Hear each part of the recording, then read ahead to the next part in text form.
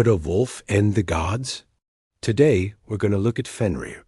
This wolf's name has been echoed in stories throughout history. One of his names is even Rovitnir, or in English, the famed wolf.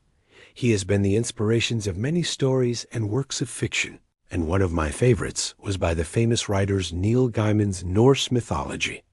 Beware the monstrous wolf of Norse myth. Its jaws will one day break free of their bonds and devour the All-Father Odin during the apocalyptic event known as Ragnarök. This is Fenrir. Fenrir was a gigantic monstrous wolf that even the gods feared, the son of the trickster god Loki and the giantess Angrboda.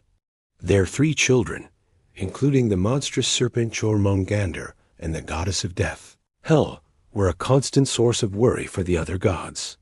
Odin, god of wisdom and magic, saw the prophecy that foretold Fenrir's immense power and the threat he would become to the whole Norse pantheon.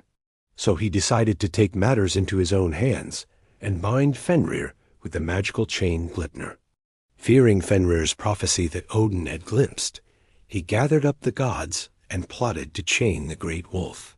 They tricked him by playing on his pride and using his childhood friend, the one god, who treated him well, Tyr. They started with various chains, which he easily broke. Boisterous Fenrir believed he could break anything they tried to bind him with, but secretly the gods had Gleipnir crafted. They then convinced Fenrir to allow them to bind him in it by promising him that they'd let him go if he could not break it. As part of the deal, he wanted one of them to place their hand in his mouth in case they tried to betray him. No god would do it, except Tyr, having mild pity for the wolf. They bound him and betrayed him, and Tyr lost his hand. Later, during the time of Ragnarök, Fenrir broke his chains, and had grown so massive he swallowed the moon and sun and Odin. Which part of Fenrir's story sends shivers down your spine?